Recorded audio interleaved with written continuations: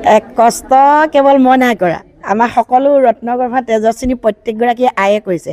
আৰু অসমৰ বিভিন্ন প্ৰান্ত মানে নগাঁৱৰ পৰা তিনিচুকীয়ালৈকে একদম লখিমপুৰ, কাৰ্বি আংলং সকলো ঠাই। আচলতে আমি সকলো একত্ৰিত হৈছোঁ অসমীয়া জাতীয় জীৱনৰ এটা বিষয় আমি বিশ্ববাসীৰ মাজলৈ আমি ইতিমধ্যে আগবঢ়াই দিলোঁ, সকলো একত্ৰিত হৈ সকলোৰে সহযোগিতাত।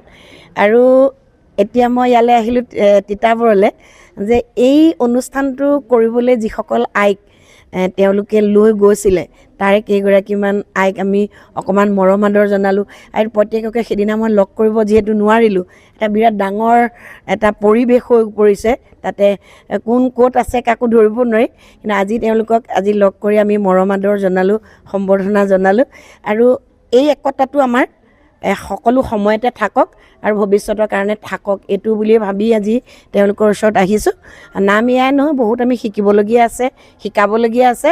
আৰু তেওঁলোকক আমি কেনেধৰণে হয় চৰকাৰী যিবোৰ স্কিম আছে সেই স্কিমবোৰত তেওঁলোকক পৰীক্ষামূলক এই বিষয়বোৰত কেনেকৈ নিয়োজিত কৰিব পাৰিম সেইখিনি আচলতে তেওঁলোকক আমি পৰৱৰ্তী পৰ্যায়ত শিক্ষা দিব লাগিব। আমি মানে দিহানামৰ গুৰু অমিয়া নেওগ কলিতা বাইদেউৰ নেতৃত্বত ৰত্নগৰ্ভা ফাউণ্ডেশ্যনৰ উদ্যোগত যোৱা 2 ফেব্ৰুৱাৰী তাৰিখে শিৱসাগৰৰ জেৰেঙা পথাৰত 15,555 গৰাকী মহিলাৰ এটা দিহানামৰ বিশ্ব অভিলেখ এটা অনুষ্ঠান হৈছিলে।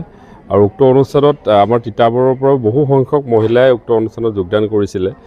আৰু তিতাবৰৰ যিসকল মহিলাই উক্ত অনুষ্ঠানত যোগদান কৰি বিশ্ব অভিলেখৰ এই অনুষ্ঠানটোৰ সমভাগী হৈছিল নাইবা বিশ্ব অভিলেখৰ অংশীদাৰী হৈছিলে, সেইসকল মহিলাই আজি ইয়াতে অমিয়া নেওগ কলিতা বাইদেউক আমন্ত্ৰণ জনাই বিশেষ সম্বৰ্ধনা জ্ঞাপন কৰিছে।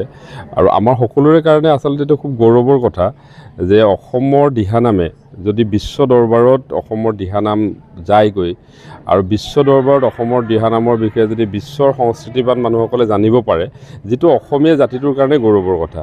আৰু অসমৰ এই যি দিহানামৰ দৰে যি পবিত্ৰ সংস্কৃতি, মহাপুৰুষজনাৰ আদৰ্শৰে মহাপুৰুষ দুয়োজনাৰ সৃষ্টিৰাজিৰ লগত জড়িত, আধ্যাত্মিকতাৰ লগত জড়িত দিহানামৰ এই অনুষ্ঠানটোৱে নিশ্চিতভাৱে অসমীয়া জাতিটোক গৌৰৱান্বিত কৰিছে।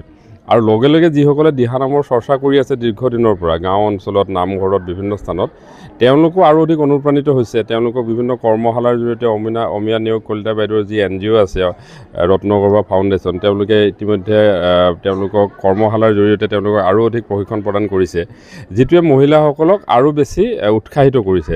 আৰু যিটোৱে মই ভাবোঁ যে খুব ভাল এটা পদক্ষেপ।